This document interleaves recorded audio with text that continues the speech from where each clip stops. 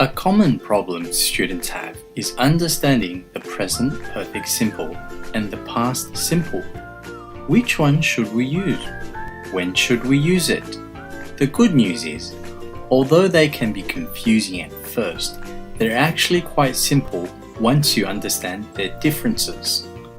Let's take a look at the present perfect simple first. The present perfect simple has three functions. We use it to talk about past events, recent past events, and unfinished states.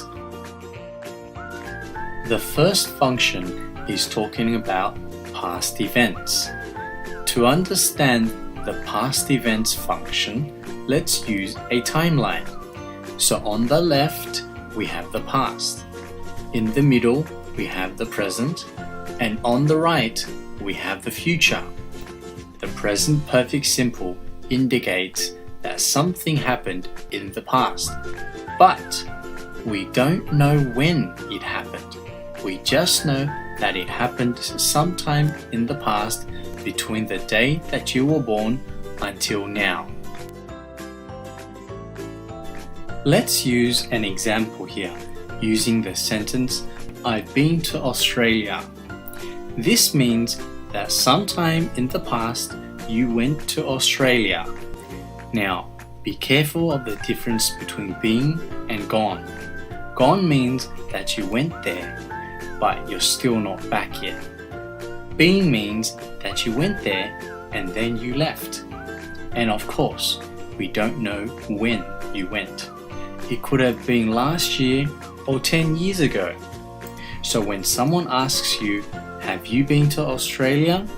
It means, have you been there any time from the day that you were born until now? We often use never to emphasize negatives and ever to emphasize our questions about past events. So for example, have you ever been to America? No, I've never been to America. The second function of the present perfect simple is talking about recent past events.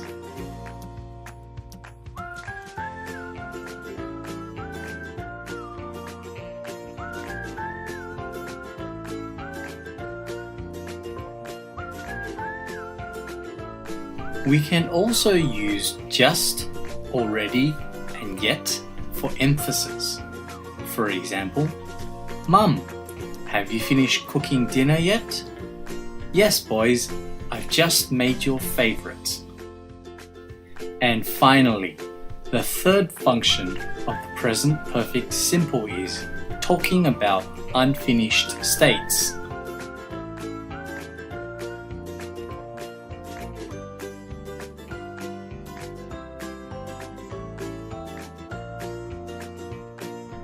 Just remember, we use for a period of time.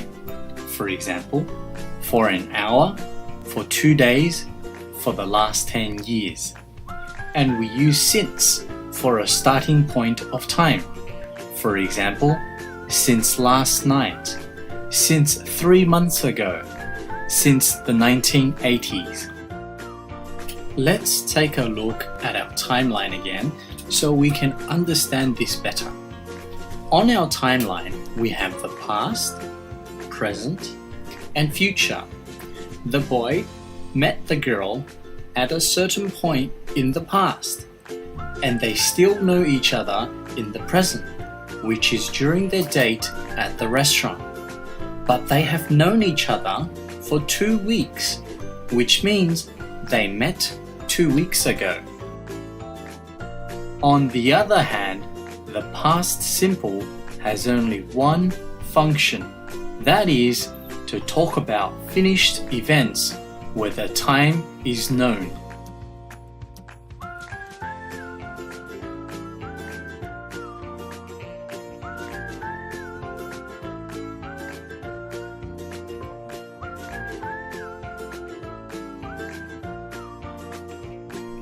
In this scene, although the time is not mentioned, both the boy and his mother know the time of the date. The mother asked her son how his date was because she already knew that he was going on a date. Also, we can use just for emphasis that an event recently happened. So in this example, the boy could have said, "We just broke up." Now, let's take a look at the form for present perfect simple statements. So the form is subject plus have or has or their negative form plus never, just or already. These words are optional, plus past participle, plus whatever you want to write, plus for, since, yet, or time words such as before, recently, and lately. Again, these are optional. Let's take a look at some examples. I've been to Australia. The subject is I plus have plus the past participle been plus to Australia. I've never been to America. Here we used never before the past participle. I haven't made dinner yet. Here we used yet at the end of the sentence. We've known each other for 2 weeks now. Here we used for 2 weeks now at the end of the sentence. Now let's have a look at the form for present perfect simple questions. For open questions, the form is WH or how question word plus have, has or their negative form plus the subject plus past participle plus whatever you want to say plus for. Now the for is optional. For yes/no questions, the form is have, has or their negative form plus the subject plus ever, which is optional, plus the past participle plus whatever you want to say plus yet or a time word. Again, these are optional. Remember, WH and how question words and for are for open questions. Ever, yet, and time words are for yes/no questions. Let's have a look at some examples. Have you been to Australia? So we start the question with have plus the subject you plus ever plus the past participle been plus to Australia. Have you finished cooking dinner yet? Here we used yet. How long have we known each other for? Here we began the question with how long and ended it with for.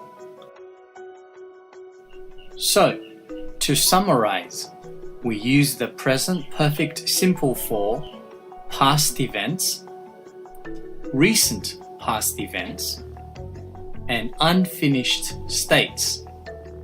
And we use the past simple for finished events where the time is known.